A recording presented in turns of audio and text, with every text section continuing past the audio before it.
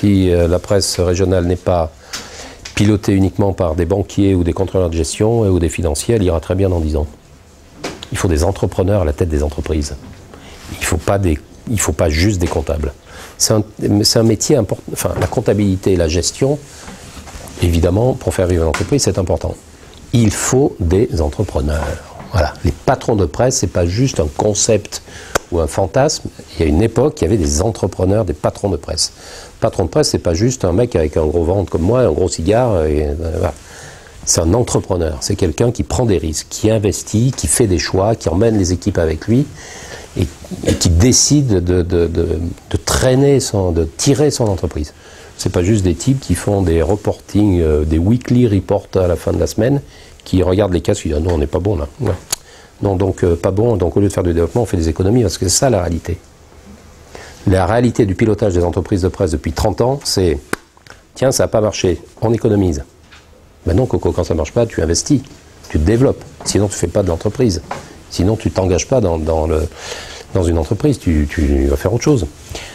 Donc, ces entreprises de presse régionales marcheront quand les patrons de presse redeviendront des entrepreneurs. Et quand les journalistes auront compris qu'il ne faut pas écrire pour le voisin d'à côté, mais pour son lecteur.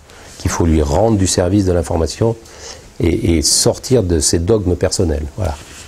Si je suis radical là-dessus, c'est... Mais le journalisme de service, ça correspond à un type de journalisme. Tout le monde ne peut pas être dans cette... C'est de l'information. C'est pas... Oui, mais de l'information, c'est quoi?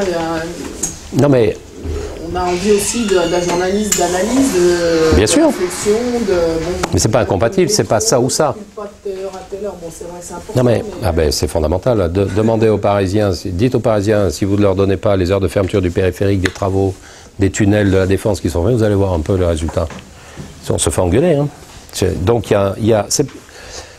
rendre du service et donner de l'information pratique et utile à la vie des gens, surtout quand on paye quelque chose, c'est pas faire offense au métier, c'est de l'information. Que ce ne soit pas des journalistes d'analyse, d'investigation, de commentaires qui la fassent, sans doute, mais c'est pas ça ou ça. C'est ça et ça et ça. C'est-à-dire qu'à un moment donné, on peut très bien organiser dans une rédaction une unité de production d'information service. Il y avait historiquement, dans tous les quotidiens, il y avait des gens, et ça tournait dans les emplois du temps, hein, des fois ça passe par des choses assez concrètes, dans tous les emplois du temps de tous les services de rédaction de tous les quotidiens de France et de Navarre, vous aviez quelqu'un à un moment donné qui était affecté à ça. Il fallait sortir le bloc-notes, l'infoservice, voilà. Et puis la semaine d'après, il repartait.